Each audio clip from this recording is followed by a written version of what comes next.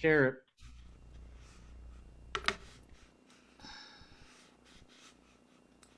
And I think we're live. All right. Cool. All right. Let me close my recipe for crispy something or other. All right. So let me share My this. recipes, you get so. No, leave your recipes up. All right. I'm gonna share this now to my page. We should be good. All right. Cool. 7 o'clock on the dot. And ladies and gentlemen, boys and girls, welcome to. No, hey, this is our 11th show, Nance. I'm gonna share this now to my. Okay. Oh, I don't need to hear myself. Gee, should be good. Okay. That guy sounds like a real loser. All right, cool. Get that loser off. There we go. All right, so we're good. We're good. Hi, Eric. Hi, Eric Cohen. Hi. Hey. How are you? How has your week been? Have you Oh. been busy or are you just slouching around? Oh my lord, I have been as busy as a bumblebee. Oh! Yeah, I've been, gosh, what have I done this week? I've cleaned my bathroom, laundry, gone to the pharmacy, gone to Wegmans, mowed my lawn. No, that's you, sorry. That's me, but it's too hot. Nobody goes No, out. Nobody I but my neighbor mows his lawn. I got my exercise in earlier in the week, although I did some walks earlier in the week. I Did can't not, go out in this heat. I uh, cannot do it. I can't. I don't. It just. uh, I can't do it. well, I love to walk and I can't. I get it. It's too much at my age. It's I just don't too go. much. I don't go in the. I don't go in the middle of the day. I kind of wait until the latter part of the day to go. But today, I definitely did not go. What Um, do you mean you go like after dark? Not after dark, but yeah, like around maybe 7:30, and sometimes I'll walk up and down Henry Clay Boulevard. Sometimes I'll just walk around do my. you wear any special outfit when you do that, or Yeah, I like usually do you wear your tutu? And sometimes I wear a tutu. Sometimes I dress up as I wear like a Spider-Man costume. oh, that would be my favorite. Sometimes I put on a tuxedo, but then I'm like really schwitzing. You know what schwitzing is? Oh, there's one I don't know. I bet Yeah, you Russ Kassoff knows what that is. he probably does. It just if I was wearing a tuxedo, see that's why I really admire guys like our guest today, Russ, and my dad, because when business was booming, I mean they would, they can both tell you wearing tuxedos on hot days, riding the New York subways. Ooh, I mean, I don't know And what about guys that play bass? I mean, I have so many friends when I was in New York. I mean, they schlep the bass. Now that, there's white schlepping. yes, They very good. schlep the bass. We've gone from schwitzing to schlepping. Yeah. No, that's a good point. That's the one advantage that Russ and my dad have is that they don't have to schlep their instrument because they both are pianists. But boy, to have to, man, to have to carry a bass on a hot summer's day to a gig that might even be outdoors, summer weddings. Of course, this year there are no summer weddings. Don't you feel for all those couples that went through all the Oh, trouble? not everyone. All the kids that graduated. How'd you like to be the class of 2020? What a curse that is. It's a Um, shame. the class of 20. Yeah, Oh, yeah. Tom Shop is here, who is a dear friend of mine. Chevetting? Chevetting. Like, oh, I can't say that, Tom. Good thing. Good thing I read it quick enough. Yeah, no, no, don't, no, please. Jeez, Tom, you almost I got see. me, baby boy. There you go. Wow, but Hey, that's a great. I'm gonna tell you right now. There's a guy we gotta have on. That's a great clip, though. Well, I mean, without saying it, but what Tom is referring to, that's a great Saturday Night Live clip if you've never seen it. He's very funny. He's possibly one of the funniest people I know. Now, how do you pronounce Tom's last name? Is it Choppa. Well, Choppa? Siapa, but Tom, help us here. What do we do with your name? I've always called you Choppa because Let me he's say- Tommy Chops. He sings his butt off. Let me say hello to John. Jonathan Knapp, good friend. Thank you for joining us. Sarah Evans is already with us. Yeah, I would say Choppa. But of course, yeah, on Saturday Night Live, they don't say Shveddy, they say Shweddy. But I won't say the other word. Yeah, well, he said the other word. Tom, will you do a phonetic of your name so we Oh can no, it's all right. It's tell the okay. world? Yeah, I mean, he's like, he probably left. He probably. I've butchered so many names on this show, it's ridiculous. Remember, I butchered. I think I butchered Donna's name early on. I called Pacini. it Pacini. I don't Is know. that a sandwich? That's a panini. Oh, it's a panini. And I remember telling you that if You know, Donna, wait. You do know that I'm putting you on when I do that, right? I'm not serious. I Oh, no. know that Pacini is. Never mind. yeah, okay, we do have Tom's official. Coca-Cola. Yeah. Oh God, Choppa. Okay. So tell me about no. So basically, my week has been like the last 16 weeks or so. What about your week? I've been really busy. Rick Montalbano and Bob Snyder and I did Bebop Lives. We did a collab. We call them collabs now. Now we even have like cute short names for collabs. And I've been working very hard putting it together in Final Cut, and I have no business on this earth using professional software because I'm just digging ditches and getting myself in trouble. But it's like, I'm so, as you can tell, and everybody can tell that's on it, I'm so glad to be here and not doing that. but you enjoy. I mean, I enjoy it when I know what I'm doing, but this is frustrating. It's people need to really- understand. People need to understand. You sometimes spend hours on this software. And I mean, you are a tech. I mean, I'm a techie. You're I a am. bit of a, yeah. You are a tech, much more than me. My dad was an engineer for Honeywell. Orville Paul Kelly. Paul Kelly. Yep. Yeah, I remember the first time I heard I never knew your dad's first name until Ron France brought it up when we Nobody had has Ron. that name. I don't think I've ever heard. Well, there was Orville, the guy that flew the plane. Orville Wright and then Orville Redenbacher. That's it. Who else is named that? And now I know a third Orville. You know, your dad, and your mom's We first did name. it. My mother's name was Ruth. My grandmother's name was Ruth, and my middle name is Ruth. Not crazy about the name Ruth, but it is what it is. Wow. Hey, look who it is, Beth Ann Dice. Hello, Beth Ann! Yay! I guess then before we bring Russ on, and Beth Ann is joining us, why don't we can officially say this because it's confirmed that Beth Ann Dice will not just be viewing next week, she will actually be joining us next week along with Mr. Joe Cortini. And hopefully Joe's little young fella Jojo, and we're super hoping that they're going to cook because what our plan is, because Joe loves to chef around. He just loves it. Yes, he and, does. And Beth Ann always gets in there, and she's great at it. And we got to talk Now, about food. Beth, you and Joe have been put on notice now. You've got 7 days to figure out a meal that hopefully you can maybe prepare like during the show or before the show. You can eat it during the show. I don't care, but I want to see food next week. I mean, you Nancy, you know how much I enjoy seeing. Not even just. You call me after I post things. You call me. You go. Well, that's the thing. You I have to don't make that for me. forget about a plate of food that I can actually eat in front of me. But when you post a food picture online, and I'm not going to share it this week. I'm going to wait till next week to share it. But if you're a friend of Nancy's and you've been on our Facebook page, then you may have an idea of what I'm speaking of. But you posted a picture earlier this week that, I mean, I had to put a mask on just to prevent myself from drooling.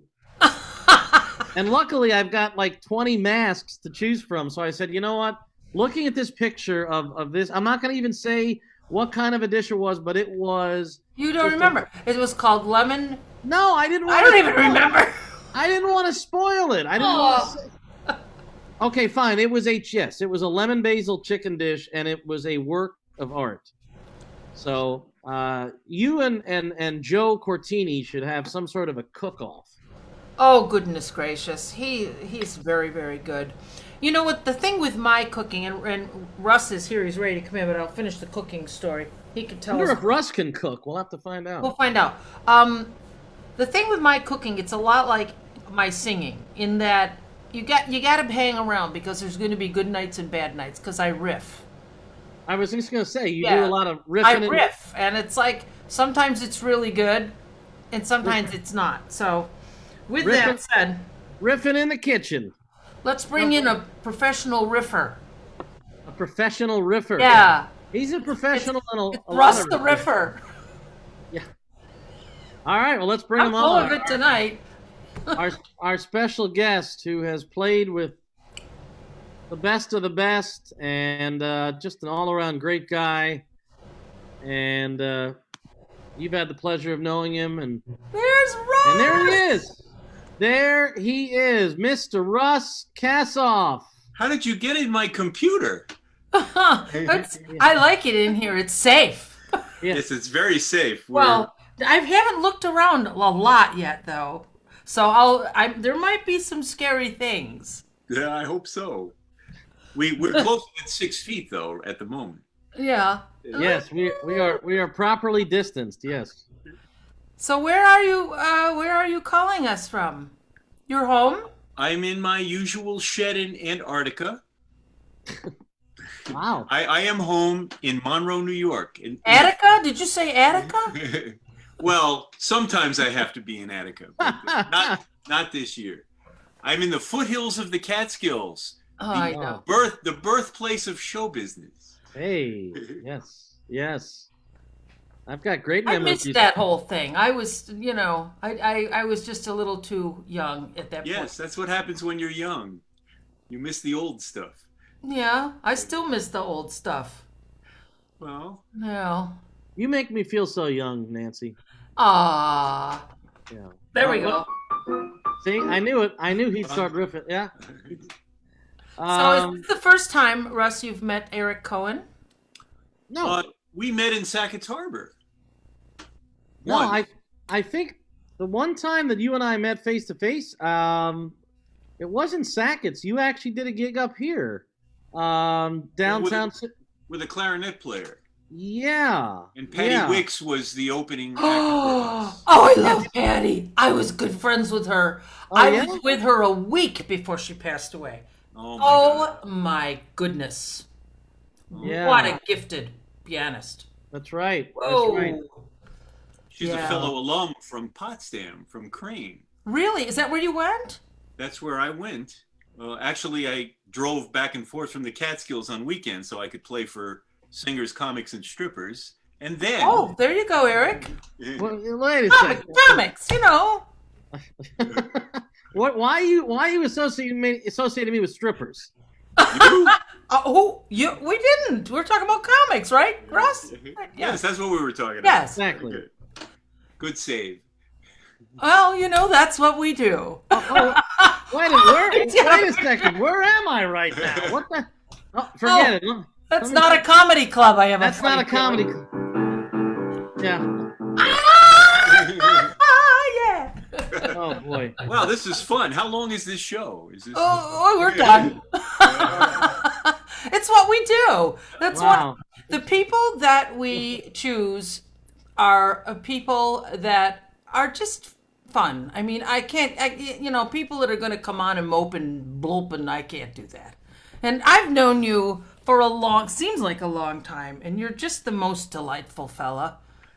You've known me since this guy looked like this. Oh boy. Wow. Wow. Well, wait a minute. Let us see that again. Was that Jer? That was Jerry. Yeah. Oh, man. Where was that taken? Do you know? This looks. Shanghai? No. This is. Uh, I don't recognize the place. I just know that it was a gig. Yeah, which you've done plenty of. When did you? So you went to Crane. I go off on these things. You went to Crane, so I assume you studied classical piano. I was a classical performance major with a self-inflicted half jazz part of that. Actually, I recently did a Crane 46th year alum concert for all the alumni for Potsdam. And I told the story about the day I arrived there. I had just played for Tiny Tim, Mom's Mabley, at the Laurels Country Club. I used to love Mom's Mabley. And I drove all the way up there from Long Island, and I was called into the Associate Dean's office, a matronly lady named Genevieve Bowman. And she said to me, "Young man, I understand you play the jazz." And she said, "We'll have none of that here." Wow. And I was. And your answer is, "That's right, you don't." Well, so I had a very supportive bunch of piano teachers who went to bat for me and convinced them that although we didn't have a jazz program, and although I was a performance major, that I should be allowed to explore the jazz. And I split my recitals half classical, half jazz. That's cool. That's awesome, as a matter of fact. Yeah. We have this conversation a bit on this show, and I talk about most of the great jazz players that I know are classically trained. Mm-hmm. Most of them are, because you sort of have to have that backbone before you move away. As I tell people, figure out what's in the room before you leave it. Right. You know. So, all right. So you went to Crane. When did you get this bug for? When did the jazz get you, man? Yeah. Well, I'm good at answering questions and telling stories. How much But time that's do you what have? you just go, baby. Just go. Whatever you want to do. That's what we're here for. All right. So when I was a little kid, 4 years old, I started taking piano lessons because I could play along with Bugs Bunny cartoons. And you know the one where he plays Hungarian Rhapsody? That's the whole. Yes. That's the whole Yes. cartoon. Yeah. And so my parents recognized that I had talent, some kind of talent, because I could play on a toy piano. And they gave me lessons. And they played Sinatra, WNEW on the radio, all the great American songbook stuff, but it wasn't called that then. It was like William B. Williams and the Make Believe Ballroom and all that kind of stuff. And that was my background. And my mother was a huge Glenn Miller fan. And so I saved up all my money. I spent my money as a paper boy. Every week it was like $9, $10. And I bought a new Sinatra album. Not a new one, but whatever I could. I got like an entire collection of Sinatra. And it just went on from there. The first time I actually ever heard a jazz album was in my junior year of high school. And I had a friend who was a classmate whose older brother was an emerging jazz pianist. And he played something on the record player that I had never heard before. So the very first actual jazz album I ever heard was Maiden Voyage. And I'm still trying to figure that one out, today. It's funny, a similar thing happened to me. Someone gave me Dad always played, he was like the same kind of thing that you grew up with. There was Count Basie and Glenn Miller. But he did like singers. He played Billy and he played Ella a lot. So I did hear that kind of stuff a lot. But somebody gave me they gave me Mark Murphy, which I didn't get at all when I first heard it. I just didn't even get it. Tony Williams, the drummer. And I was, man, that is not the door you go through when you're trying to figure out what this is, So it took me a minute. I had to walk around the block a few times to get it to come where it was happening. So anyway. Well, once that jazz bug bites you, I mean, it kind of kind of hooks you for life, and you've been hooked ever since. Well, what it really is, it's not so much the jazz. Yeah, the jazz. Yeah. It's improvisation. And there's a line that classical musicians have a very hard time crossing. Classical music is great. What every classical piece is, and I always have my trusty little Alban Berg sonata. Yeah, man, you got all the cats play Bach all the time, you know? And all that classical music is the last time they improvised before they put it down on music. So it was an improvisation at the very end. What an interesting observation that is. And classical musicians who don't cross that fine line for whatever reason, because their upbringing or they're not getting a chance to break over the line and improvise, only have a chance to improvise within the interpretation of the notes that are all provided for them. Well put. So it's rare that an actual classical pianist or a classical musician breaks over that line. Right. I was an improviser first before I tried to figure out theory and harmony and chord changes and stuff like that. So I was playing really wacky stuff when I was a little kid. And little by little, I picked up things because I had a pretty good ear. And whatever I heard, I tried to figure out. And jazz musicians do that. They play with each other. They talk a conversation. Yeah, Conversation. It's all conversational, and you can't really do that in classical music. You can express the last conversation of the composer before they put it down on music. I love that. I love this whole thought. I'm going to ponder on this a minute. It's so true. It's so true. I have a student who is the bassoonist for the Syracuse Symphony. Wow. And she's a doctorate in music. And she came to me wanting to know about jazz. And I have to say, it has been a tremendous experience taking her, as I always use this word a lot, taking her out of those confines, that room, and giving her the opportunity to, we're going to learn the melody, man. You're going to learn what's on the page. You got to learn what's on the page. But and then watching her stray from that with just hanging on, like for dear life, like what's going to happen to me? And she's turned into a darn good singer. Wow. Darn good singer. But see, she's so, she's got so much knowledge that when you get two people like that working together, and it started working out pretty good.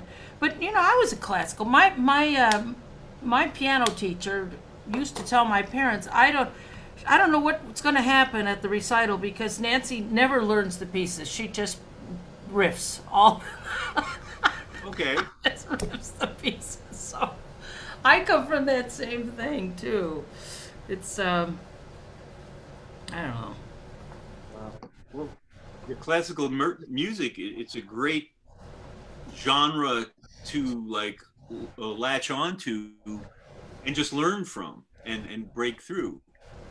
Are we having a hard time with the Zoom thing? Is something going on here? No, it's all great. I'm just reading Rosalind. Rosalind, who always comes in, she's a sweetheart and a friend of ours. I was just seeing that comment too. So it's a great comment. You want to read it, Eric? You want to read that comment? It's a wonderful comment. Yeah, I looked at it. I think as you were looking at it. So we're not ignoring you, Russ, but we're looking at the comment that Rosalind made is the ability of a musician to stay in his or her preferred lane is what gives us genres.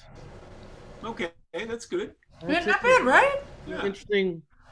It's an interesting comment. Yeah. Well, with that said, so tell me something. You have played a lot of different kinds of music. Your life. Sure. You must have, or you wouldn't be the musician you are today.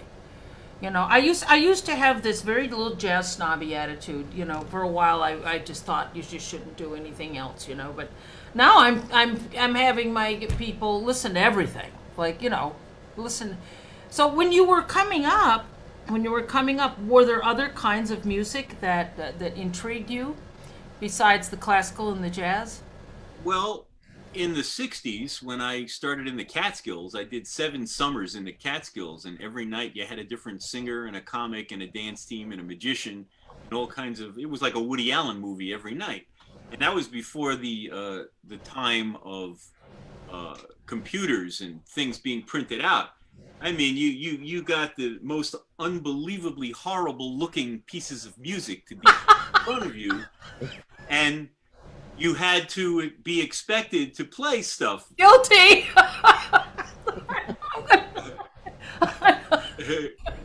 And the very first gig I did was in a place called Pine Lodge. It was in Monticello. It was 1966. I was 13 years old, and I had 2 musicians with me who auditioned me, and because I knew all the tunes, Book 7 was new then, so like Up, Up, and Away was a very hip tune, and Didn't We and Wichita Lineman. I had kind of like 1/10 the repertoire of the great Ray Cohen, who and he was my idol for repertoire. Still is. I mean, it's the same 10,000 songs over and over again. Yeah. Oh God, so boring. Russ has said that to me before, and I love when he says it. Yeah. Well, I've heard Ray say it. Actually. Anyway, so this woman, back in the day, there wasn't the kind of hair products that they have today, that you get a nice color in your hair and you can kind of decide whatever it is you want to look like.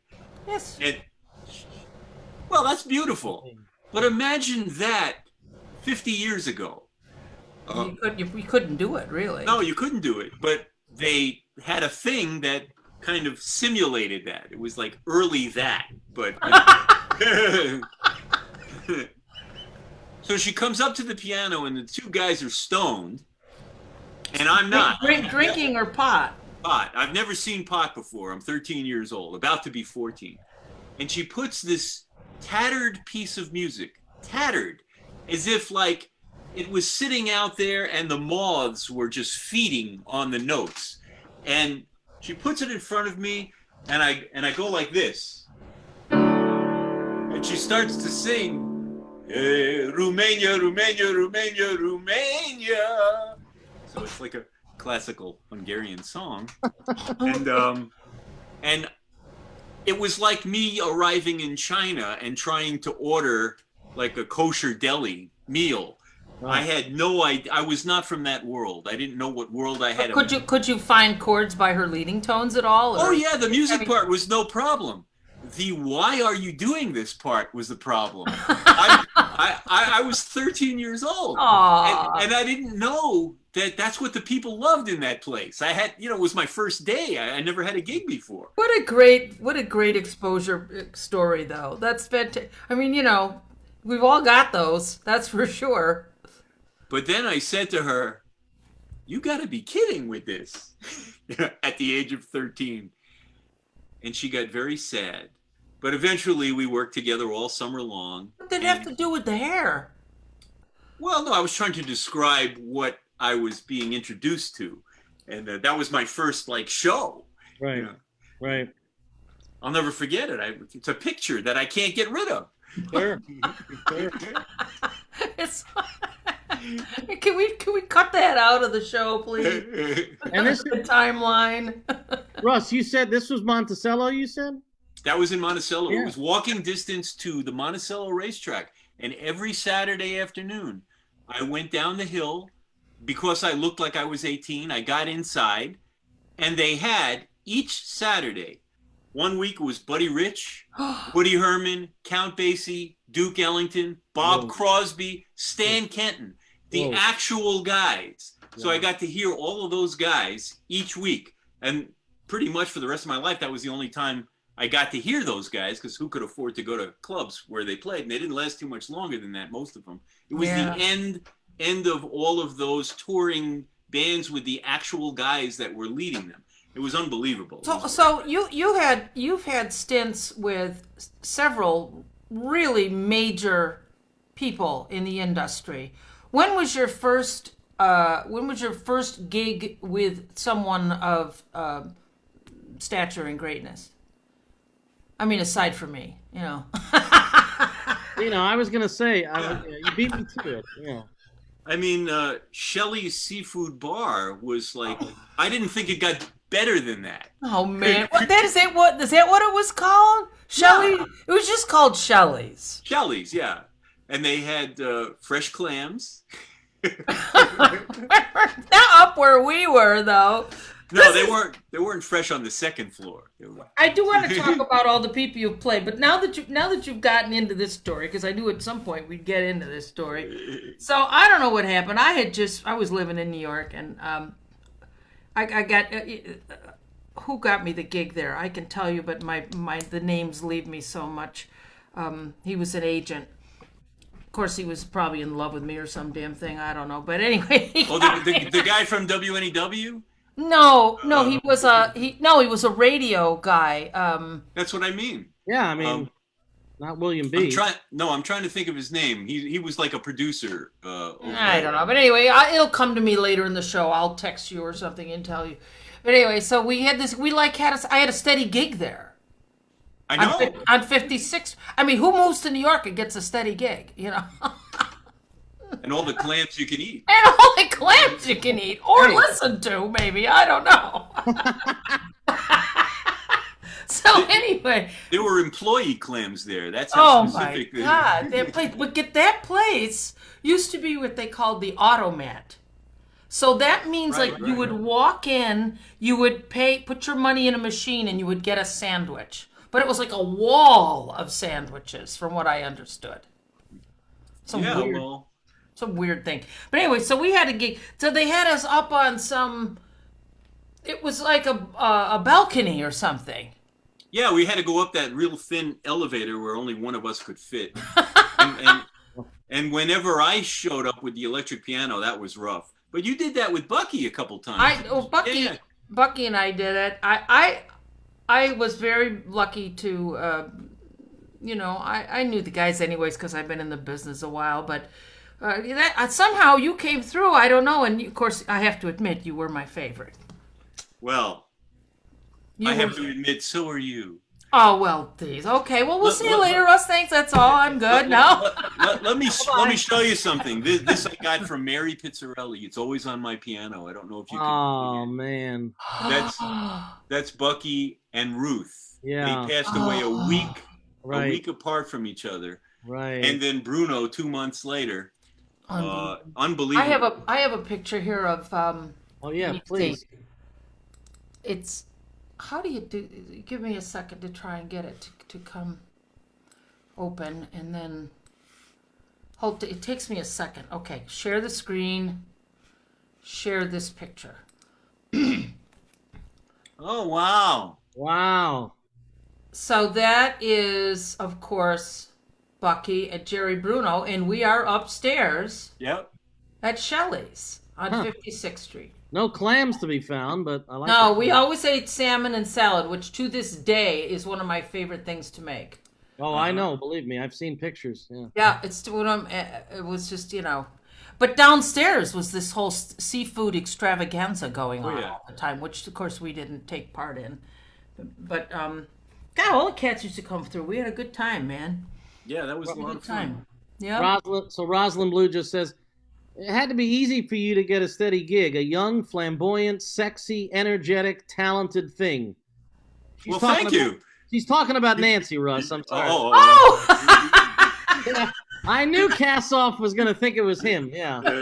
But you do fit that category. I wasn't that much younger. I think, it wasn't that long ago. I mean, no. Nance, how would you feel if we paused the conversation and maybe could we ask Russ, since he's got 88 of his closest friends in front of him, maybe Russ, would you play something for us? Sure. You have a particular groove you'd like to hear?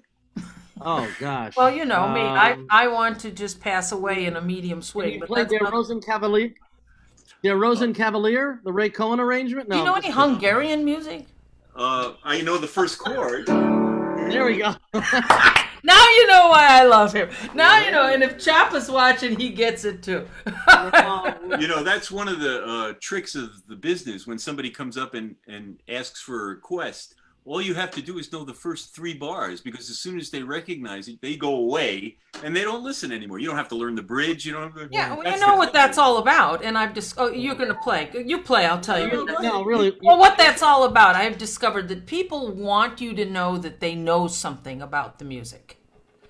That's why they say things. Exactly. That's why they come up to you and say, "You sound like Diana Krall." I don't sound anything more like Diana Krall than the Man in the Moon, but they want me to know that they know something about the music. And so what I do, thank you. Oh, thank you so much. Yes. Yeah, and it's the same thing. Hey, do you know such and such a song? That's the same thing. Yeah. They don't really want to hear it. So you nailed that one. 3 notes and you're out of that deal. That's right. You've got so many to choose from, Russ. So we leave it to you, really. All right, I'll do. We'll do "It Could Happen to You." How's that? Beautiful. Love that tune. Love it. All right. It's one of my 4 songs this month. Okay.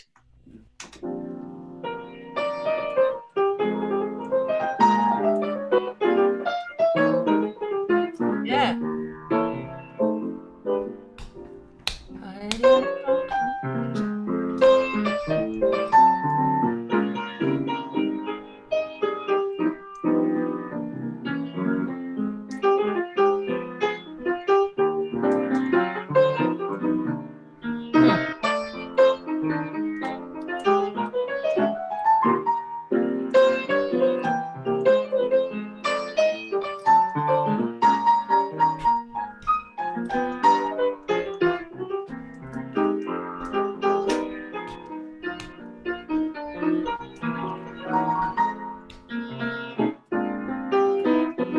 Ah.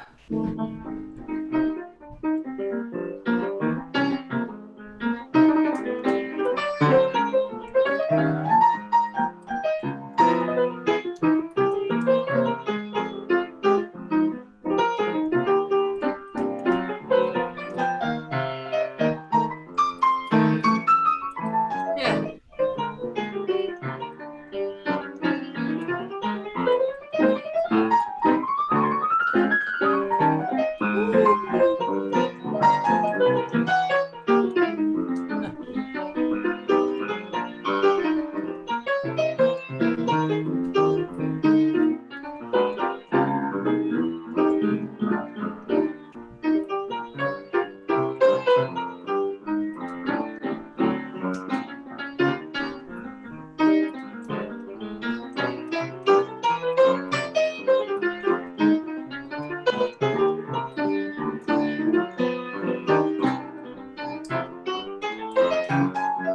Hmm. Ah.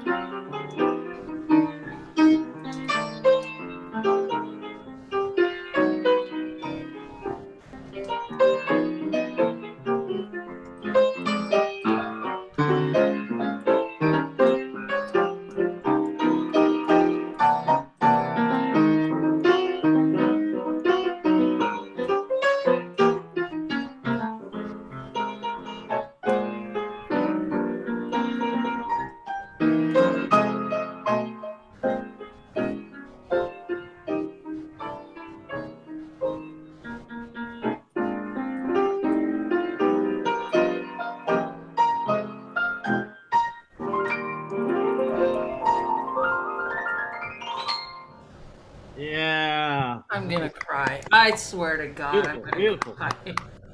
Oh, man. Please, no crying. I'm gonna cry. Oh, Oh God. that is why Russ is my second Oh. favorite pianist in the world. That's right. Oh, Russ, that was. Oh, that was fantastic. I'm just gonna cry. I just miss. Please keep your seats, please. Oh man. Russ Thank is you not so even much. using you're not even using a piano bench, right? You're sitting on a chair. He's in a kitchen chair. He's ready to eat. This is a chair that was given to me from a friend who lives in Switzerland. So I'm always thinking Edelweiss. Wow. By the way, you mentioned I just to go back real quick. You mentioned Monticello, Pine Lodge earlier. For me, Nance, have you spent time in the Catskills? No, and we opened the show by me saying I had not had that experience. But for me, I mean, some of my memories as a child, we every summer would go with my mom and dad to Kutcher's. That was our go-to place. Danny Leroy. Danny Lapidus and Lou Gluckin, names that I know you would know, and I just loved getting acclimated to the. Now this was in the, I guess, probably the late 70s, early 80s, but you had Kutcher's, you had the Concord, and of course the entertainment. I just fell in love with the Catskill bands. I got to see Jerry Seinfeld before he was actually Jerry Seinfeld. Before he was Jerry Seinfeld. There was just something about it. Here I was like a 10-year-old kid, but I just loved the massive dining rooms that they had in those Catskill clubs. So anyway, I have a special place in my heart for Monticello, and my parents actually met in the Catskills in Kiamisha Lake they met in Swan Lake. Stevensville, correct. Yes. Wow. So anyway, just when you mention Monticello, that'll always hold a special place in my heart. But the thing is, now that you're an adult and you've been through analysis, you understand why you have a special place for boiled beef. Correct. That's exactly right. Yes. It's called flonkin to you, Nancy. Flonkin is right. Yes. Give me a piece flonkin. I'm good at flunking just about anything. So it's. You were flunking stuff in high school, right, Nancy? I flunked everything up. Everything. It's all flunked up. Yeah. But I guess Nancy touched on it earlier, and the fact that you have shared the stage with names that are known across the globe. Let's talk about Liza first. Sure. How did you and Liza Minnelli first meet one another and then become musical associates? Well, it's a long story, but I'll make it as short as I can. Okay. Oddly enough, she did a show called The Act around 1981, and I was already working with Sinatra. I started with him right after Trilogy was recorded in 1980. And we'll get to Frank later. Yep. Yeah. And I got a call to play the club date for opening night for The Act. And the band leader was Danny Lapidus. Oh, wow. And I gave him the tag phrase, "You can be sure that they'll feed us," when you're with Danny Lapidus. All we do is laugh. It's awful. Feed us with Lapidus. I love it. Yeah. And Liza was there, and she came over to the piano, and everybody asked her to sing something. So I just said, "What do you want to sing?" And she said, "How about My Shining Hour?" So I played My Shining Hour for her. She sang it as a ballad, just one chorus. It was great. And she went off and went What back. year was this, by the way? Around 80 or 81. It's got to, or it could be a little bit earlier, like 79. Okay. I'm not really sure because, it's 40 years ago. Yeah. Where were you on that day? Oh, I don't know, partying somewhere. And about in 1982, on my birthday, August 28th, 1982, I get a phone call. Now, I was already doing gigs with Sinatra, and a whole bunch of people were in the studio, and they needed a piano player for Liza's gig, and she was legendary for having like the classiest gigs, first class around the world, all of that kind of stuff at that time. And Joe Mallon, who was a well-known contractor who contracted the orchestras for Frank and many other people, and was best buddies with Don Costa and Jerry Bruno and Bucky Pizzarelli and Tony Mottola, the Italian musical mafia, said, I need a piano player, to Bill Livornia, who was Liza's conductor, also Judy's drummer back in the Carnegie Hall album in the early 60s.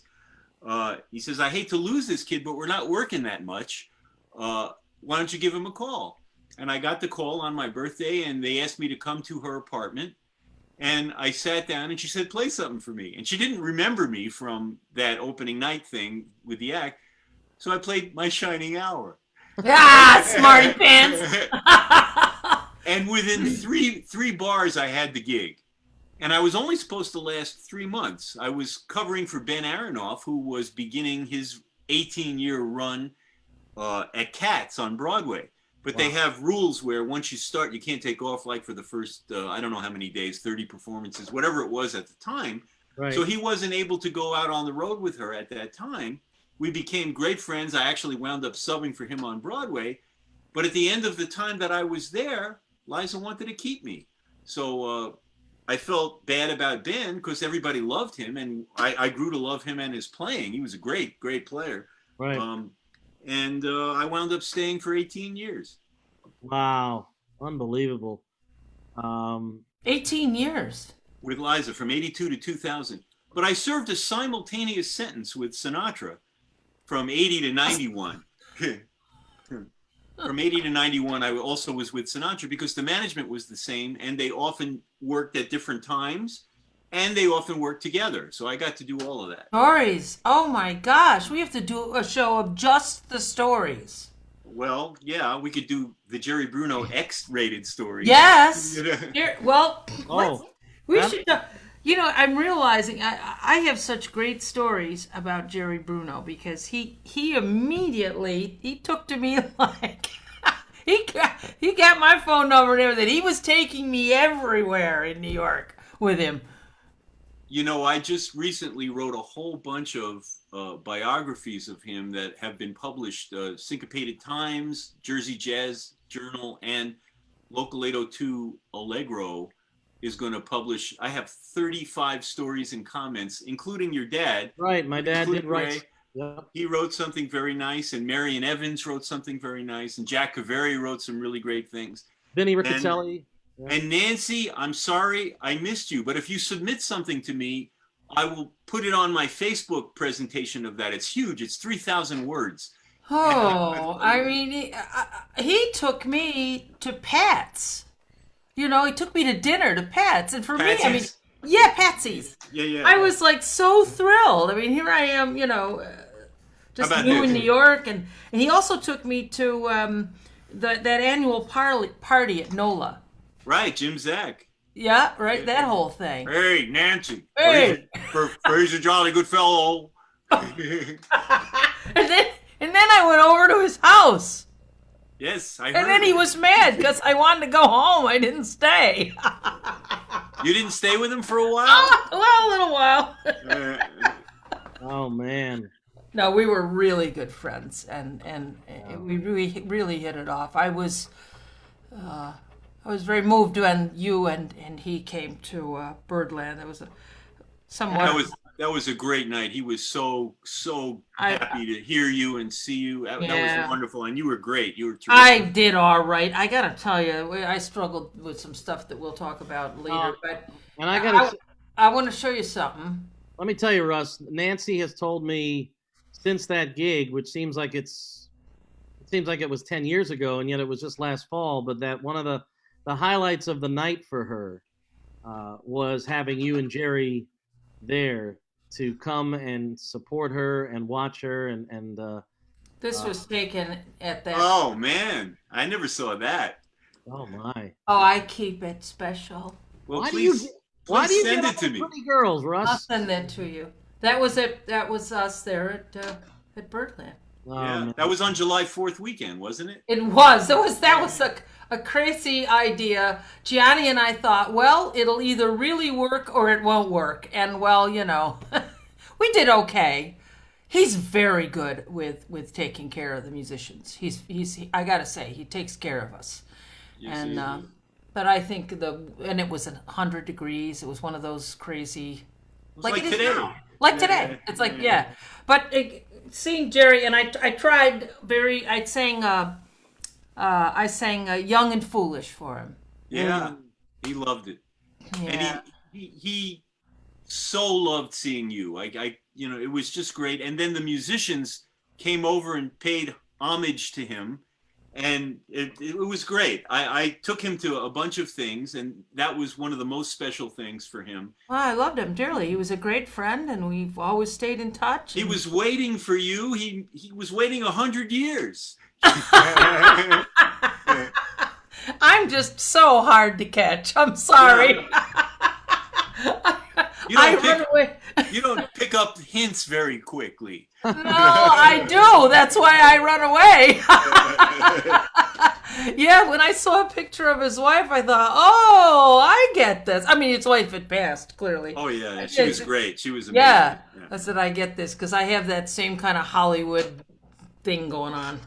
That's funny. Yeah, that's what I think of when I see you, Hollywood. No, well, I mean, with the makeup and the hair and all that crap, it's like... And your CD is spectacular. We all know that. Oh, thank you. Well, I was going to bring that up to everybody.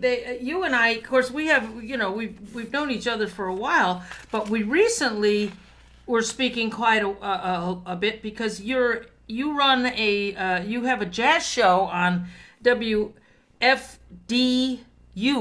Jazz Deli. The Jazz Deli. You are also a jazz disc jockey guy. So tell us about that a little bit.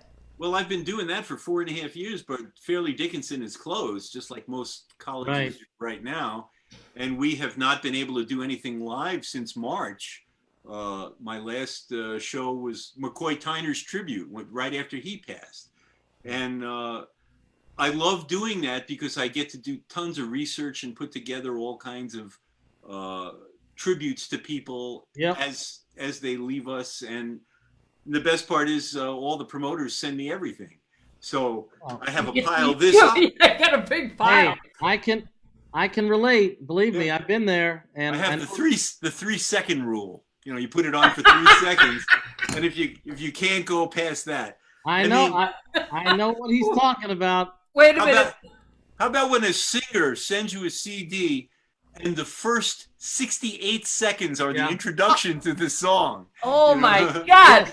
Wait a minute. I have a friend.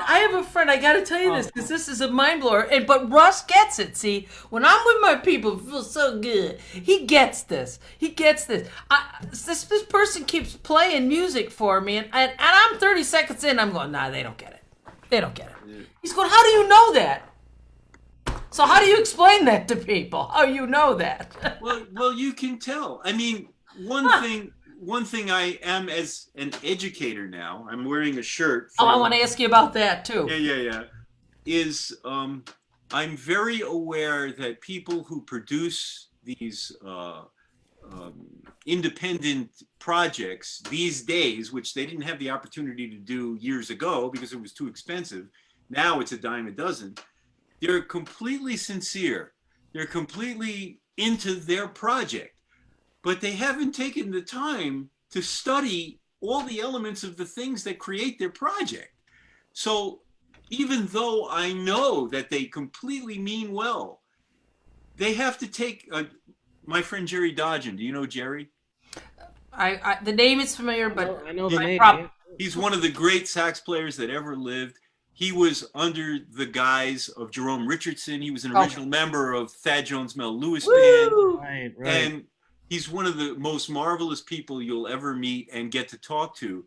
And whenever he goes out to hear what's going on today, he goes, these these young people who are musicians, who get out of these music conservatories and these great music schools, and they learn how to play the bejesus out of their instruments, and they're all technically proficient and they're great at everything they do. They don't know how to play music because they never study with people like me. Well, they know the math. The way I put it is they know the math. But you learn this music on the bandstand. End of conversation. Well, there's you that, learn but it on the you also bandstand. have to learn from who created the torch for us to carry. Yeah. Um, You have to play with the people that it has to, you gotta do it. you got to listen all the time, and you got to learn all the time. You can't ever stop learning. That's right. We discussed that. You and I discussed that last week, Nance, with our guest, the trombonist Ron Wilkins. You know Ron, Russ? No, I Um, He's know in of the him. he's Yeah. huh? I know of him. Yeah, He's in the big band, the big he's in band. the Birdland Big Band. Right now is living in Texas. Survived COVID. Was in a medically induced coma, in fact, for 30 days. 30 days, and Jesus. he's now luckily recovered. He's in Texas. Anyway, we asked him, um, do you ever? I mean, do you ever stop learning? No matter how many years you've been doing this, and he said no. It's just there's always, no matter how many gigs you've done, no matter how many lessons you've taught, the learning tree never stops when it comes to this music. And I'm sure you kind of just touched on it, that you just are always there's always new nuances to No, Bill Evans said he was in search of that lost chord, and that's what it feels like, man. That's what it feels like. We're always looking for some special little root around something, you know. Yeah. That was beautiful. What you played, man, blew my mind. You got my wheels turned, which I will talk to you later about. Well, wow, we should have him play. Well, play. We want you to play more. okay. But I do. We go past 8 quite often, especially with somebody as engaging as you. But I want you to tell us about your connection to Michael Feinstein and the Songbook Academy, and Absolutely. the shirt that you're wearing there. I've sent several people down there who did quite well. Oh, really? Yes. This year, anybody? Yeah, made the top 10. No, I haven't had anybody that's quite ready for that.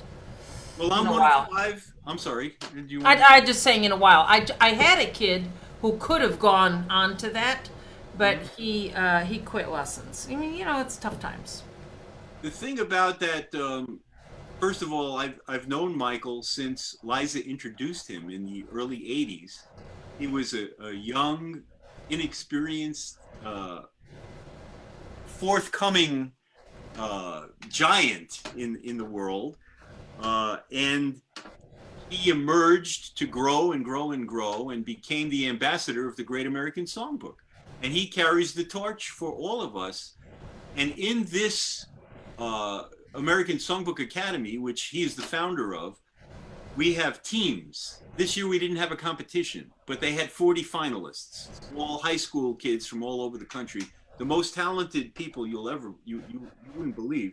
And I had 8 students. We each have 8 students. We each have a voice teacher.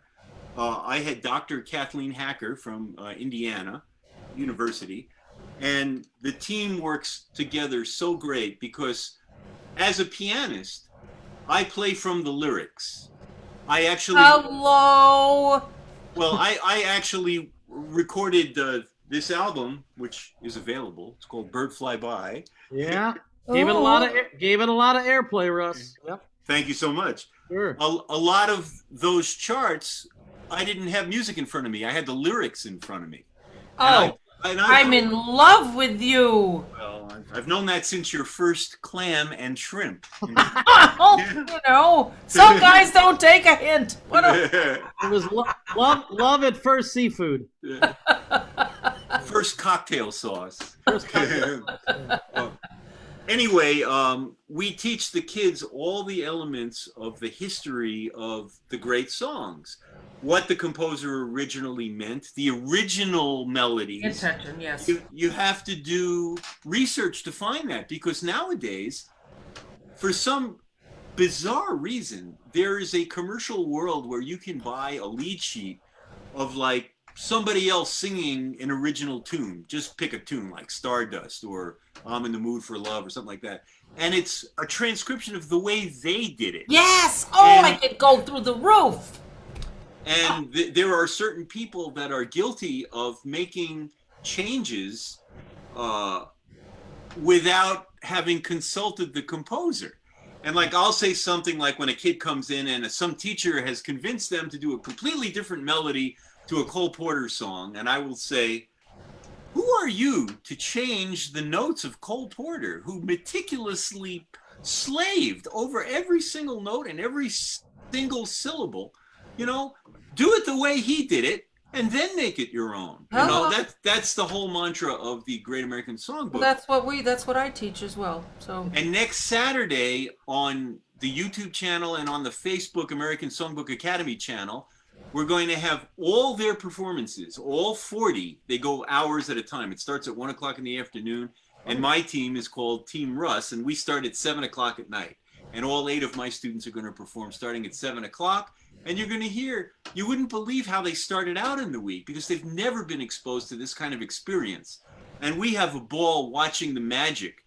We all call it the magic. As the week goes on, they lose their inhibitions, they lose their shyness, they lose their timidness, and they just open up. They open up because they're so talented, and their talent takes them through. Yeah. And at the end, I mean, technology now is a big issue. We've done the best we could, and they did a great job with the technology, because nobody got to go to Carmel, Indiana this year. They were all over the country. And so the music directors had to create piano tracks for them early on without actually meeting them. So it was our vision of how does the song go? How do we want the arrangement to go for them? I mean, they're high school kids, and they're incredibly talented, and they learn really fast. And we had mentors like Faith Prince and Janice Siegel this week, and they got to hear them sing to our tracks, and Michael got to do that too. So it's all a mentoring kind of thing, and it's a whole week, and it's great. It's just unbelievable. So I hope you can get some of your listeners and watchers here to tune in next Saturday. It'll be on all day. Look for the American Songbook Academy on Facebook. Okay, yeah, maybe I'd say you could maybe either text Nancy or I, or maybe send me something on Facebook, the link, and we would. I will. Right now, I don't have it. They're creating the Zoom and the YouTube and all. Let us know, and I'm sure we can share it on our timelines and let people know. Again, next Saturday it all starts at 1, but Team Russ goes on at 7. 7 p.m. 7 p.m. Eastern time. Right. The Mets will be playing. I have listening to you talk. I have,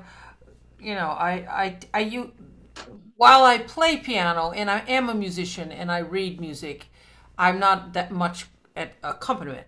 It's just not my thing. Plus, I don't like to be doing that. I don't want that part of my brain working when I'm listening to them. I want to be paying attention. Yeah, I use a program called Band in a Box, and I create charts. And I'm always going, oh, these chords are all messed up, man. This is so right. Everybody has to see the original sheet. Bottom line. That's just the way it is, man. Yeah. So what was one of your tunes that you did for some of your students there at the Academy? Is there something you want to play for us, or did you have something else in mind? No, those tunes are like all from the Great American Songbook, but I was interested. There's a funny story. One of the tunes that one of the students wanted to sing and brought to me was "You Taught My Heart to Sing" by Sammy Cahn and McCoy Tyner. Yeah. And there are two very different versions that kids have listened to on that. But it's a very obscure song.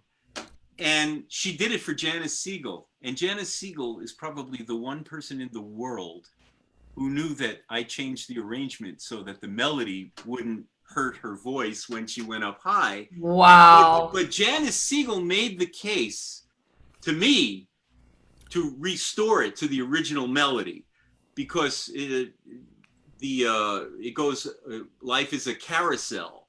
And every singer who's tried to sing that line gets angry, sounds angry, but it's actually, I'm in love. What are the intervals? What is it? It gets up too high in the voice and the range of the song. And when I heard McCoy Tyner play it, it's like very angry. So we all do all You don't make them sing it in the original. A female can't sing in the original key of the tune. We find the right key for them, whatever's in. So, yeah. Oh, absolutely. Yeah. And that's another thing we talk about, like music directors and transposing and things like that. Please don't. Yeah. Yep. Yeah. Right. Anyway, it's all a learning experience for everybody: the students, the mentors, us, them. everybody. And then I've learned more about music since I started teaching than before I started teaching. It's amazing what it does for you. the best thing is when you have a student that listens to everything. So what we say is you're going to get a lot of information from all kinds of different people, and they're all great, and it's all good. And then at the end of the day, you have to decide what you're going to use to create your performance. Well, you know, I explain it this way to them. Everything that I give you is not, I don't care if you ever sing this. I do care what you take away and put in your pocket and walk away with. That's what I care. Because everything has something to offer you that you will then form into your own thing. You know, that's what it's all about. That's one of the things all the voice teachers say the next day, which is, what are you bringing here today that you took from yesterday? Nice. You know, everybody has to do that every day. Right. It's a great point. It's a really great point. Well, we're grateful that there's this kind of education going on. It blows my mind, though, that we've got all this education going on about the songbook, which is basically what jazz cats jam over, blow over. And we got all this music that it's all going on, but like what 2% of the country listens to jazz. Well, that's true, but you can't be angry Where are these about kids that. going with this, though? Broadway, maybe. Well, I don't have an answer to that. Nor do I. I mean, it's a hypothetical question. I don't know. But one of the things that's very important in the jazz world, instrumentalists, for example, people that just play instruments have to realize that the tunes that they choose to play may also have intentionally been created with lyrics. Right. And if you're just playing an instrumental tune, you can pretty much do anything you want. But if you're playing like Angel Eyes or some great song like My Heart Stood Still, the words and the music are equal, and you have to treat them as such. I won't work with a drummer unless he knows the lyrics. Well, that's good. No, of course I work with people that don't, but I'm making a point. But a lot of young jazz cats, like, I got this tune, I've learned this tune, like cheek to cheek, and they're not even close to the, they make it their own before they learn the tune. And that's, maybe it's old school. Maybe it's I don't think it's old school at all. That's like I said, you have to learn what the composer intended. Like if I want to hear DeRozan Cavalier, there's nobody else but Ray Cohn. It's like Judy Garland. Nobody else could sing Somewhere Over the Rainbow. Nobody else could play DeRozan Cavalier. It's an interesting. When I went in my first recording, live jazz, I went in the studio. I was very young and very green, very full of a lot of noise and notes. And I thought I was going to do Over the Rainbow because I had a big voice. I've always had a big voice, and and Peter Erskine says to me, "Let's do that like a bossa." Oh. And the rest was history. I mean, we just did it then and there, one take, and that was the end of it. And that's what working with musicians at that level does for you when you're a youngster coming up in this business. Yeah. Because why would you record Over the Rainbow? Why would you do what's already been done as good as it can possibly be done? Well, I'm always preaching the original orchestration. All the jazz cats play it like this.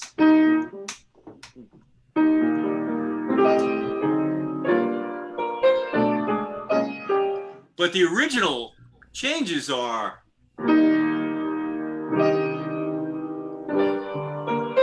Oh, that's so beautiful. Yeah. You can't improve on that. You can't, that's so beautiful. When you do it the other way, I'm so hip. Yeah, look at me. Like, listen to this hip chord. It's a flat 5. I consider that completely sacrilegious. If it ain't broke, don't fix it. Yeah. Exactly. And just listen to the original orchestration. You can't help but cry. It's unbelievable. Oh my. Well, this era created a specific person. The country was in a specific place. I feel very strongly that the music of the era, whatever it is, we got the 2000s now, or where we're at. You had the 80s, the 70s. Now you and I are talking about the 40s and the 50s. Wherever the social mental health of the society was at that time is what that's what music is being produced. So that was a special era in this country, and people were in a special. very special state of mind when all those great writers were doing that. When you look at what's out there now, and you hear anger, you just hear anger, and everybody is angry. You know, I'm talking about the kids, the music. I don't listen to what on the radio. I have to listen to things because I have to ask my students, what are you listening to? Like what, you know, who, so they bring things and they say, I like this and I like that. And I'm like, Well, Russ, how do you feel about the fact that, you know, we're living in a world now where with YouTube and Spotify and all these things where people can, I'm talking about students, younger people, anybody can access, if they want to hear a Duke Ellington recording from the Newport Jazz Festival in the 60s, if they want to go back and hear an old recording from the 40s and 50s. I mean, the music is a click away, whereas, you know, 30 years ago, there was no YouTube. I mean, when you and Nancy and my dad were, I mean, there was no access. Now, the Great American Songbook, the Arlens, the Gershwins, the Berlins, the Porters of the world are just a click away. How do you assess how easy it is for people to appreciate the torchbearers, so to speak, because it's so easy to just direct your students, hey, why don't you listen to Bill Evans play this particular song, or listen to the way Judy Garland sang that. I mean, it's all out there, and it's so easy for people to access in 2020. Well, I know that's a loaded question, but. Well, my brain's going two ways right now, and I'm sure yours is too. So let's hear. First of all, your dad never went down to the record stores to listen to records because he was doing 8 gigs a day. Yeah, he did. He had a couple of those days. Yeah. Yeah, he had a couple. I remember once I said to him when I had a slow period, I said, I don't have any work, and he said to me, that's because I have all the work. But anyway, yeah. It's really great that you have access to everything, just about everything that you'd ever want to see. Right. Almost every gig I ever did with Liza is on YouTube, and many gigs I did with Sinatra are on YouTube. Right there, yeah. But that is all great that you have that as a resource. But what's not great about it is that the people who created those works are not getting a fee. You should have to pay a certain amount of money so it goes into a big pot and it's distributed amongst the artists, not the people that own Spotify or Amazon or whatever it is that they freely put those things out on. Because it's like robbing from the artists themselves. Richard Rodgers wouldn't have had a mansion if it wasn't for proper publishing and ASCAP and BMI. People today in today's society think that they're entitled to have music for free. You know, I wrote a lot of songs. Yeah. I didn't write it for you. I want to share it with you. Great but point. You know, you can't use it to make money, for example, like a singer. I want your song, I'm going to sing your song, and I'm going to make some money.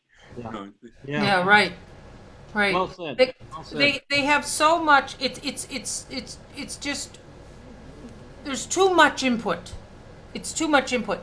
But this brings up a very interesting subject since you are working at a radio station, or were before COVID, and like, you know, I'm thinking this is without a doubt the last time I'm going to make a CD. I mean, I'm not going to bother with that anymore. I mean, that's. Well, I actually have another CD in the can. Oh. And at exactly the time that I was going to turn it into a physical manufactured product, nobody had CDs anymore. Cars didn't have CDs. They don't even, yeah. And it became all digital downloads. And the concept of the arc of an album, the A&R kind of part of it, where like Sinatra would do Sinatra in strings, or, you know, everybody had somebody that would make it so that you put the needle down and you would love to listen to the whole 45 minutes to an hour. Now it's one song at a time, and one song takes 6 months to do. I mean, what is that? All of a sudden, great singers can't sing alone. They have to sing duets.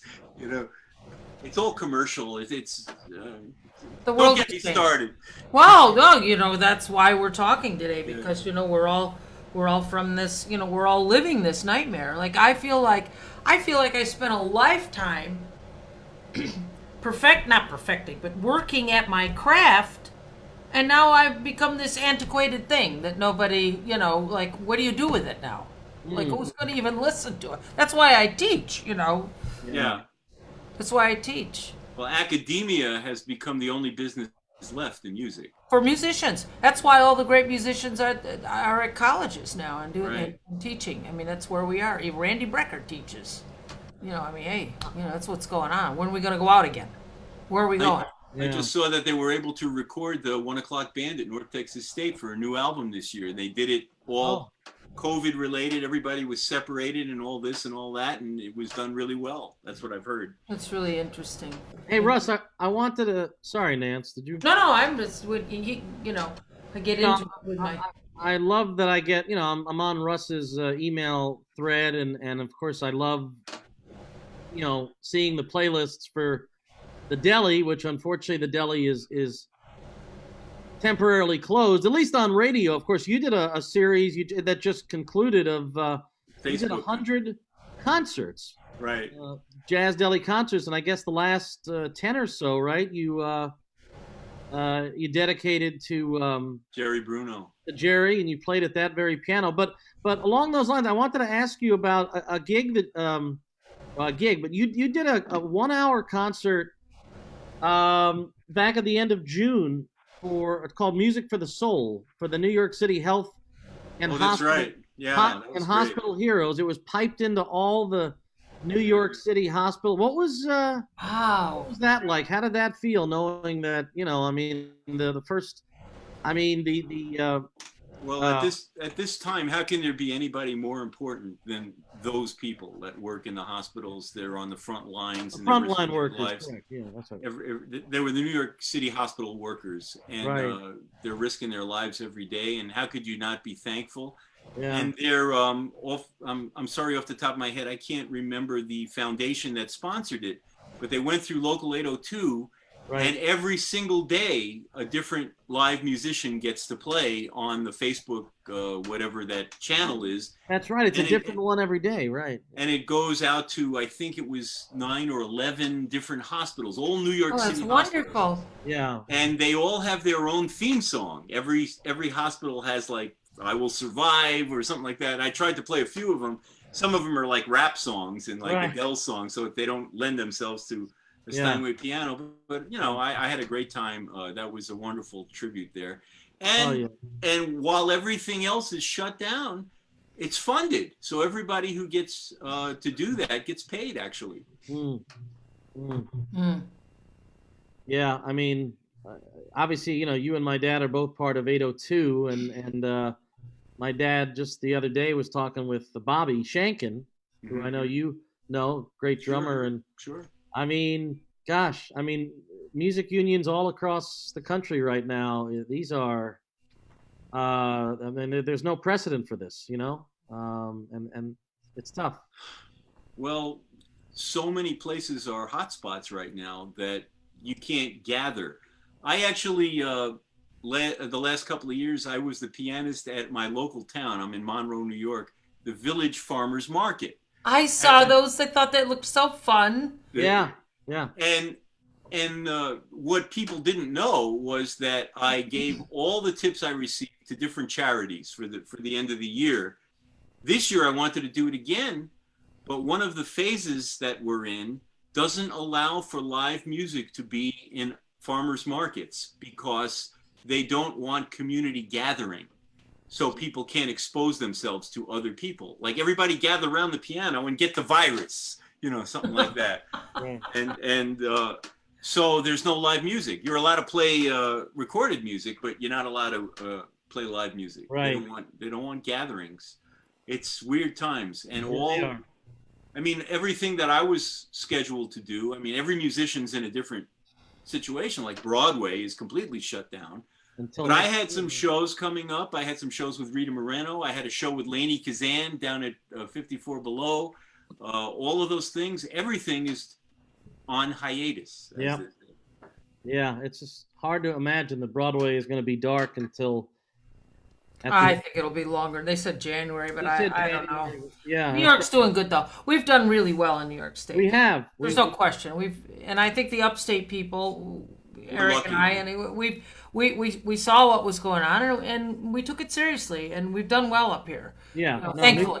New You know. York is we're we're in a lot better spot than Florida right now and California. I mean, there are some states right now that are just going in the wrong direction, and New Yorkers. I mean, they've developed this slogan, I guess, "New York tough," and Mhm. we just can't get New York complacent because if we think, all right, you know what, we're into phase. I think tomorrow, I believe, is supposed to be like phase 4 for New York City. Although I don't think they're going to allow in-house dining, and there'll be other certain restrictions. But when you just don't want people of any age to think, okay, we're into phase 4. The weather is nice. It's the summertime. Let's Yeah, they're smart. all we have to think about is where New York was in the March, in April. March and in April. We were the epicenter, and now Florida's the epicenter. We don't want to be there again. So hopefully, collectively as a state and as a country, we can smarten up. So Well, people just have to realize that if they just do a few simple things, that's they it. can protect themselves and they can protect others. Absolutely, So, absolutely. without getting too political, Right, I'll just say this. right. When we first had the lockdown, we couldn't go to the dentist. We couldn't get a haircut. I couldn't get a piano tuner. But 24 hours a day, you could get a donut. How that's true. Yeah. 24. Oh man. You've been a great crowd. Now, how about this? Did you hear about the new pandemic rules for strip poker? The mask comes off last. Ba-dum-boom. Oh my. Play something else for us, Lovey. Yeah, I was Let's I was- close out the show with some wonderful piece. well, I was thinking before we should touch on Sinatra, but before we touch on your time with Frank, maybe you could play something of Frank's repertoire. So you've got thousands to choose from. Well, this was in Frank's repertoire, and this is one of the tunes I really love to. I went over to Jerry's house almost every week, Jerry Bruno, Right. and we just played tunes. We just had fun. He was 99 years old, and he was 100 years old. We played a couple of times, and it was just to keep him going, and he had just a ball. And I would show him some changes to things, and he knew the original changes to things. Right. So, like, it was always a mutual fun and respect, and I always got that thank you call the next day. And Right. I showed him one change in Johnny Mandel's Emily that that nobody plays. I Oh. play it in the key of A, and I'll play it right now. I'll point it out to you right now when you start the tune. This is like one of those jazz musician things, but this is the original one.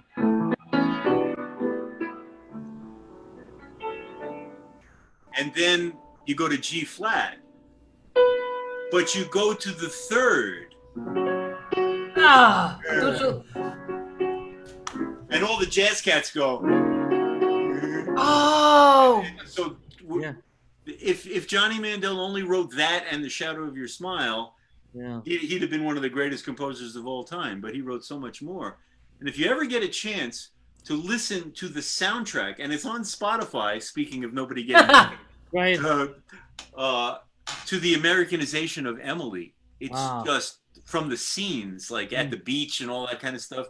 It's just absolutely spectacular, the way that Johnny wrote back in the 60s. Oh boy. And that couldn't win an Academy Award because nobody sang it. Huh. It was an instrumental song. So I'm going to play that right now. Beautiful. Beautiful.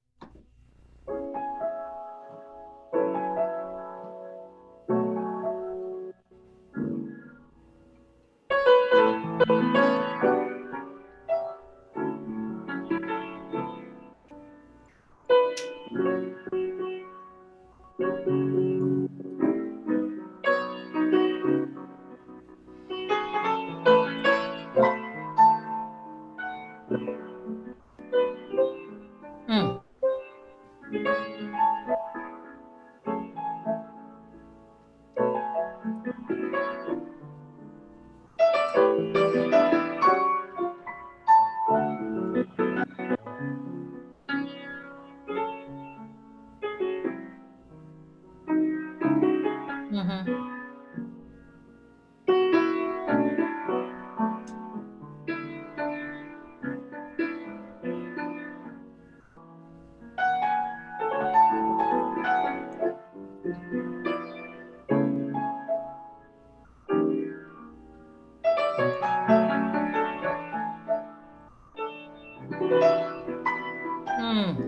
Mm.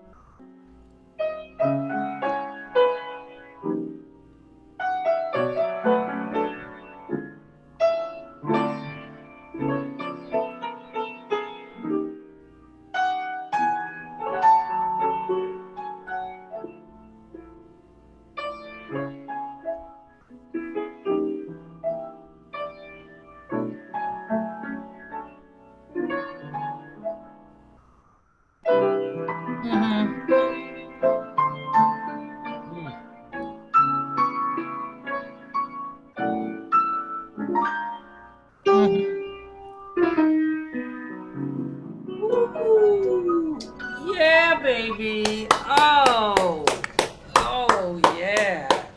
Wow. Oh my gosh. It Oh. really helps when you know the lyric and you think the lyric and you Oh. sing the lyric in your head. And that's one of the things we try to teach to accompanists is play the song on the piano or guitar as if you were singing it. Yeah, well, there's a whole. I have this argument all the time with different music departments. Why isn't somebody teaching pianists how to be accompanists? They don't. No It's one just- teaches, you know. But the thing that the art form that you do so beautifully, so few people coming up know anything about. That's true. They know nothing about it. That's why I'm sitting here almost in tears, going, "Oh my God, this No, is that was so beautiful, and of course, so sad that you know, just recently, I guess it's less than a month already that we lost Johnny Mandel. Yeah, just a couple of weeks ago. A couple weeks ago, yeah. You know, that was. I mean, between losing Johnny Mandel, obviously losing Jerry, losing Freddie Cole. I mean, it's been a. Tony Sotos, Yeah, it's been a. It's Mike been, Longo, Bucky Mike- Pizzarelli. Oh gosh, I mean. Bucky had COVID, right? Yeah. But he was older. I mean, you know, Well, it was the last straw, you know. yeah, it was the last straw. Right. Yeah. So I wanted to share that picture. Hopefully, do you see it, Nance? I always seem to have a problem seeing pictures when you share them. Oh, all right. Do you see it, Russ? Yeah, he's wearing my hat. Oh, that's your hat. Okay. Anyway, it's a picture of Francis Albert Sinatra, and you know, I know we're heading towards the end of the program. Oh, here it is. I see it. We talked about Liza, and you know, it's not often we get to ask two different guests what it was like to play with Sinatra, but of course we did have Mr. Ray Cohen on about a month or so ago, and got to He talk. preceded me. He preceded you, but you spent a longer. He spent 5.5 years with Sinatra. You, on the other hand, not only spent a longer period of time with Frank, but as you said earlier, you did it, you know, concurrently while you were also with Liza. But if you can, um, uh, if you can sum up your, I guess it was close to a decade with Mr. Sinatra and what that life experience was like. Well, when I first arrived in 1980 at Resorts International in Atlantic City, it was Frank and Dean that week. And the reason that I had gotten the call was because the great Bernie Leighton had fallen ill, and he was doing it. He actually succeeded your dad in the orchestral piano chair, Right. which meant that you got to do this. I've got you under my skin. You got to do that. Right. But occasionally I would get to accompany him. And then after Vinnie Falcone left and other conductors came in, I got to accompany him a lot more. There were It Never Entered My Mind, that was just one-on-one, and a couple of One for My Babies in Europe. And it was like being a kid in a candy store. I was in the middle of one of the great rhythm sections of all time. At the time that I started, it was Gene Chirico on bass, Tony Mottola on guitar, Right. Irv Cutler on drums, Sure. and I'm sitting there at the piano, and Frank Sinatra's right in front of me, and I'm 27 years old. No! And he called me the kid, and I'm still the kid because all those guys are still older. I want to show you something. This is, I just happen to remember I have it right here. Oh my Oh, God. isn't that fabulous? What a picture. Oh. And there's That a is- great story behind the picture. It was taken by Marvin Hamlish. Oh my God. Ah! What a photographer. Well, I always had a camera, and he saw the camera, and he said, would you go over to Frank and ask him if I could get a picture with them? I said, I'll do that for you if you do it for me. And we each got pictures like this. And he came over to me at the piano because he knew I had a camera. He took out a $20 bill and he wrote down his mother's address on a napkin. He said, blow this up to an 8x10 and send it to my mother. And we were friends ever since. Oh man, that's great. Oh, that's so, great. All those years playing for Sinatra, it was like after the Trilogy album, so there wasn't much new after that. But we toured all over the world. I played pretty close to 200 shows. And amongst them, in 88 and 89, we did a tour called Together Again. That was in the Pacific Northwest. Billy May showed up at the beginning. Was this the Rat Pack reunion? It was, but it was Frank, Dean, and Sammy. And Sammy. I'm a big fan of Sammy Davis. Oh, he was unbelievable. I'm a big fan of him. He had a lot of influence on my work. Right. He was such a talented guy. Right. The kids all talk about Michael Jackson. I said, yeah, all right. Well, Michael Jackson was pretty good, too. He's really good, but Sammy was like... Now, Russ, was Liza a part of that as well? Well, in the middle of all that, Okay. I mean, it's public knowledge in several books. I'm not saying anything that nobody knows. Right. But Dean didn't realize how hard he'd have to work to keep being on tour with Frank and Sammy. And he had just lost his son in the previous year. And he needed to leave the tour, and he wasn't feeling very well. And so I actually was in the elevator with him when he left, and I didn't know it. He was coming down the elevator at the Palmer House in Chicago. That's where we were staying. And he said, I'll see you, kid. And he went outside and he left, and he was not on the tour anymore. And then since they had the same management, they called Liza, talked her into joining us. And we wound up going around the world as the ultimate event. Wow. And we were in Australia, Japan, Hawaii, 13 countries in Europe. And we came back to the States, and we played several towns in the States, cities in the States. And we wound up in Detroit at the Fox Theater, and they did a VHS. It was like the end of the great... Is that available on YouTube? You can find it on YouTube, different I'd love to sections see of it. some of that. Just look at the ultimate event. They did medleys. Sammy had his own rhythm section. He had a really fine pianist named George Jenna, and he replaced George Rhodes. And he had a conductor named Morty Stevens. And Morty Stevens became our overall conductor until Frank Jr. came along. And then Bill Miller came back. It's all like, Yeah. history. And Was that like a party? Tell me the truth. Was there a lot of partying going on, or were people like pretty? Well, we had our own parties, but like occasionally we had parties with them. Like Frank threw a luau for us in Hawaii, so we all hung out that way. And Sammy put the lei on and dancing with the ukulele. Oh man. See, that's the footage we want to see. Yeah, Sammy with a lei. Oh man. I have pictures of that.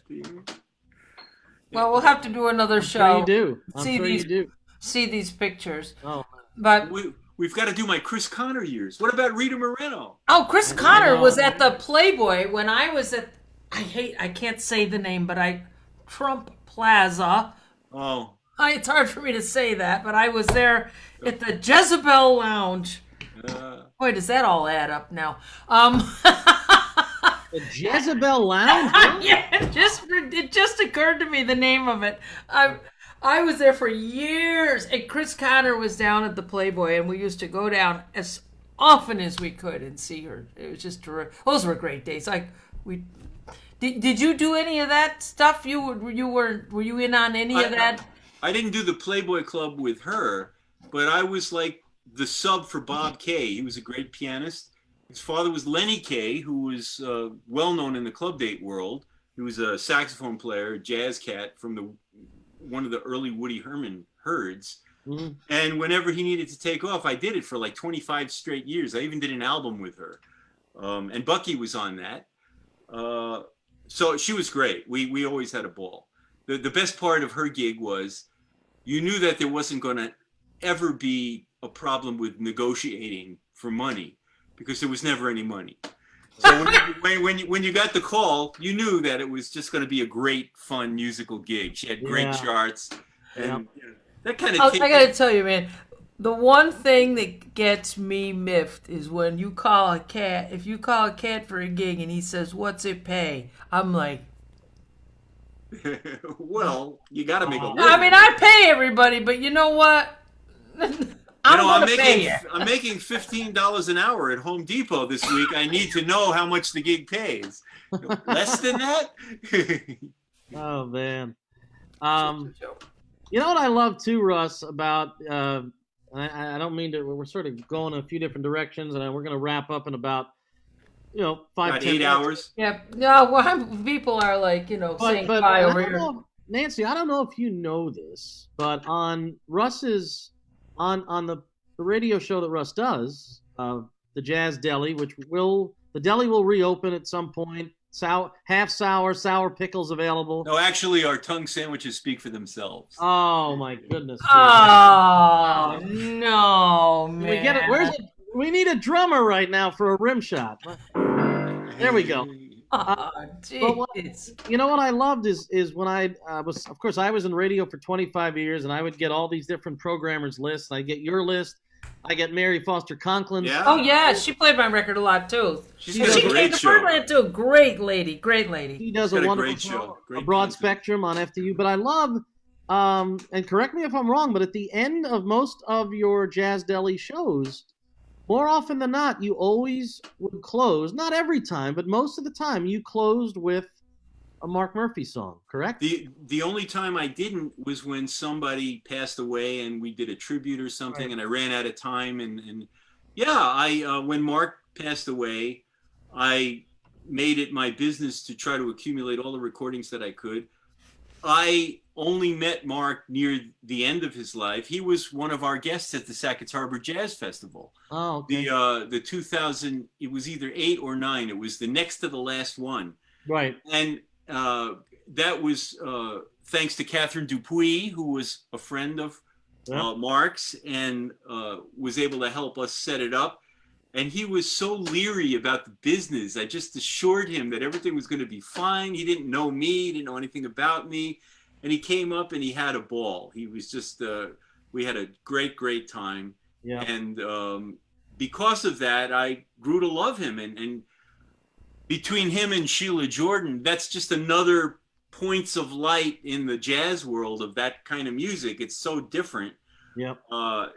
And even for me, Peggy Lee, I didn't get them until later in my life. And when you start listening to Peggy Lee or Judy Garland, for that matter, all of a sudden you realize how great they were in everything they did. And the same is true for Mark. And at the time, they had released those two spectacular Verve albums with the Nan Schwartz arrangements. She's a disciple of Johnny Mandel. Yep. Once to Every Heart is one of them. Are you familiar with those records? Yeah. Yep. Yeah, full orchestra, just absolutely gorgeous. Sure. And and then he became ill, and then at the end, he was like one of the first people since after I got the radio show to pass. And I said to myself, I was going to try to keep these people alive somehow within my 2 hours. Yeah. So each week I would play him at the end. Right. But he never did a Christmas album. So that made it hard around Christmas time because Sinatra. We talk about Mark? Yeah. Yeah, you know what he told me he wanted to do, though? It's interesting, and it's so... Now he could do it. He always wanted... I mean, everybody knew Mark was gay. What? Are you kidding me? So he always wanted to do a record and change the gender and everything. Yeah. Instead of having to sing she, he always wanted... He used to tell me that. I want to be able to do that. Of course, now you can in this day and age. Well, he was pretty funny in a genius kind of way. He really was. And He's very eccentric. It was almost... What I loved about Mark is that the way he talked was the same way he kind of sang the same thing. Like, hi, Nancy, how... What? It's crazy, man. And so your closing song is usually "Turn Out the Stars," right? No, on the radio show? Yeah. No, it's different every week. It's not the same. It's not the same. It's just Mark. It's just always Mark, but you vary up the songs. Yeah, I try to find something that I hadn't played in a while. Like I really love "I Remember," the Sondheim tune. Okay. About looking a mannequin that gets to become alive for one day in a department store window. Or it's just a brutally sad song. Yeah. And it's hard to find his records because he never really had great distribution and all that kind of stuff. But you can find some stuff. You said he didn't do a Christmas record. I'm assuming there's no Mark Murphy Hanukkah recording somewhere either. No. Not to my knowledge. Yeah, I don't. But the song that he did, that I recorded on my record, "Song for the Geese," was inspired by this bay that I'm looking out at right now. That's Sean Smith. And Sean, yeah. He was our bass player with Liza. Everything is all connected. Isn't it? Well, I tell people this all the time. You have to understand, there's only about 5 of us. And we're all open Saturday. So, what do you think, Eric? Should we call it an evening? I just can't. We're going to wrap, but I have to just share this one final picture and just kind of get both of your thoughts on because I just love this picture. Unfortunately, Nancy is not in this photo. Yes, she is. She's behind the mirror back there. Oh, is she? Okay. No. Nance, tell me when you get the picture. That's at Shanghai Jazz. That's at Shanghai? Mm-hmm.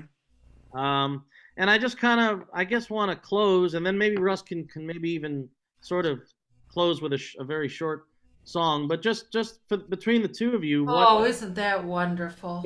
Between both of you, what collectively Jerry and Bucky meant to you both, musically and personally? Nancy, you want to go first? Nance?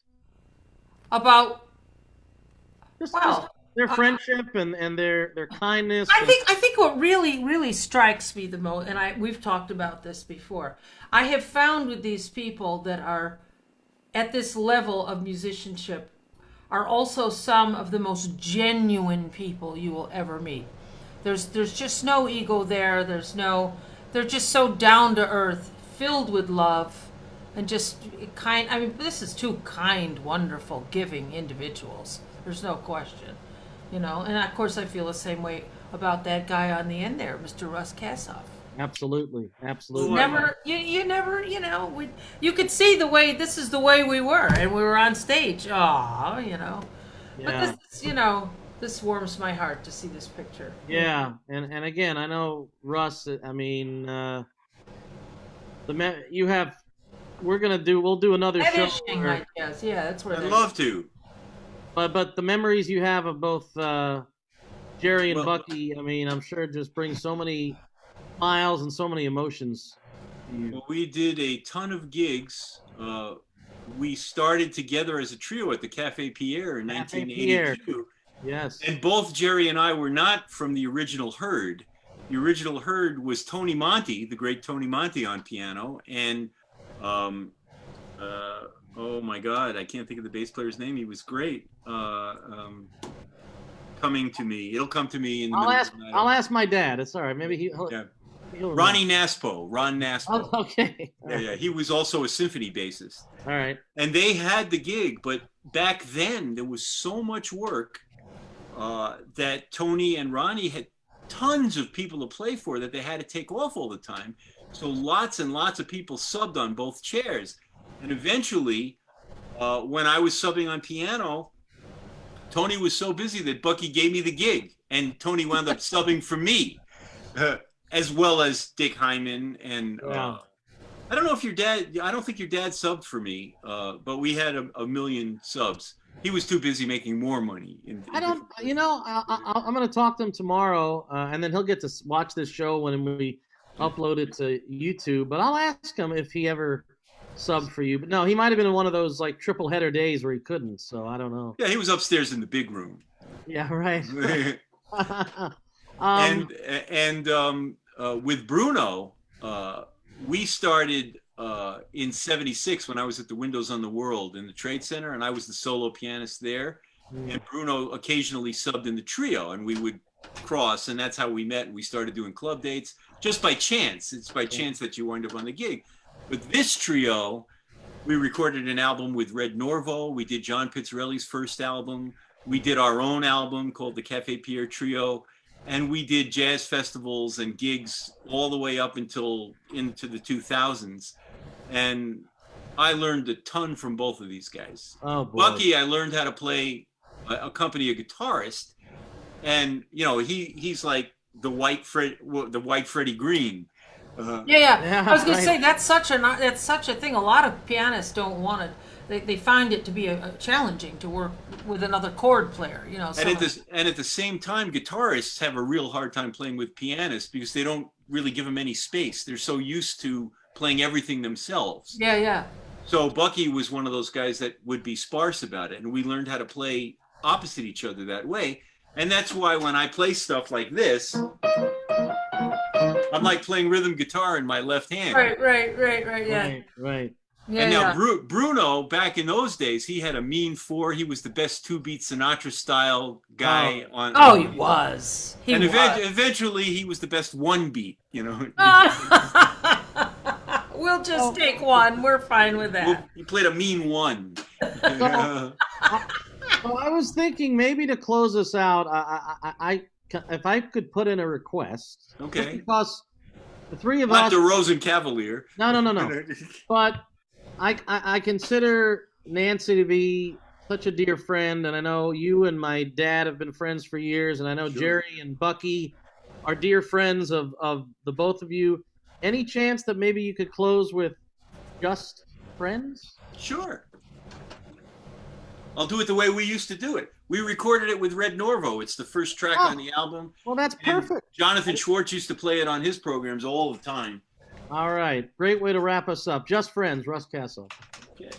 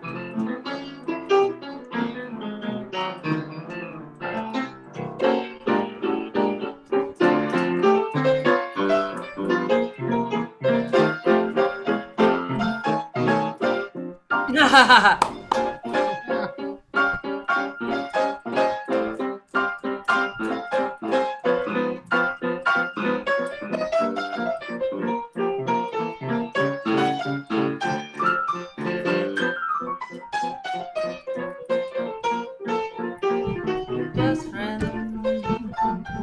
Love is not-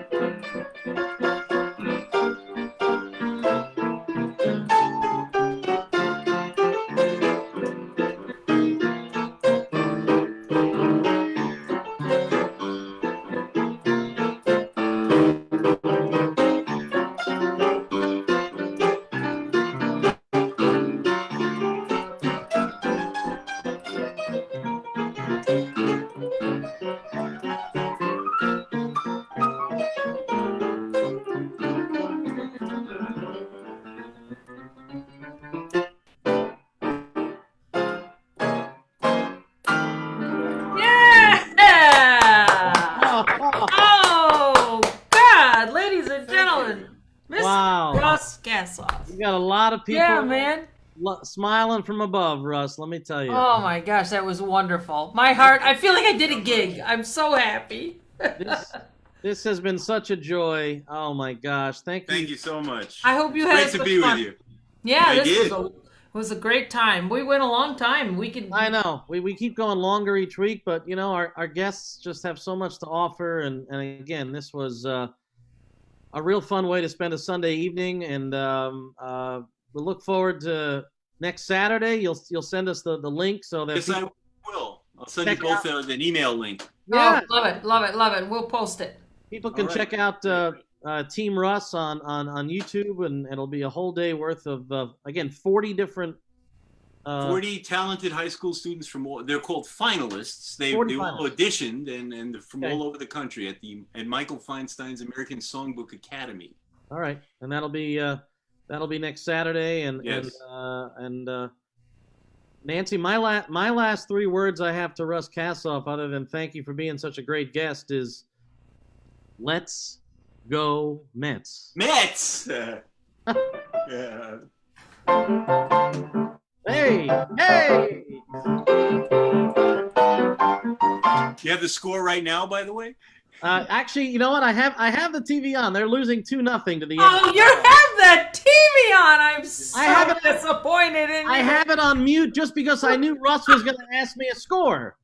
How could you do this during a Met game? Oh my God. Well, we Met fans stick together, and we've suffered through a lot. But anyway, You know, you're going to have to put cardboard figures in your studio while the Met games are on.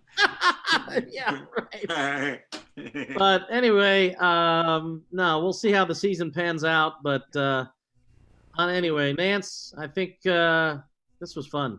This was really great. Thank you, Russ. Thank you so Thank much. you, Nance. Love you. I love you to pieces. I really do. We're Eric, gonna you talk- too. Thank you, Russ, and listen, stay safe, be well, You too. and we look forward to the deli reopening at some point, and I certainly Hope so. look forward to seeing you back at that green piano in Bryant Park someday. Yeah, man. I'm booked in September, the 10th, the 11th, and the 14th. It's Oh, you going are? again. Daryl Sherman just did it this week. Oh, okay. Yeah, man. You never know. Me and Eric might get in the car and show up. Oh man, I love seeing you at that green piano. I've never seen it in person though. I gotta see it. So It's the lament of a piano. yes. Anyway, Thanks again, Russ. Thank you so much. It was a pleasure. Have a lovely Absolute evening. pleasure. You Have a too. lovely evening. Be safe. Stay well. And Nance, we'll do it again next Sunday, huh? What do you say? All right. Take care, everyone. Take care, Bye-bye. everyone. Have a Take great care. week and a great evening. Bye-bye.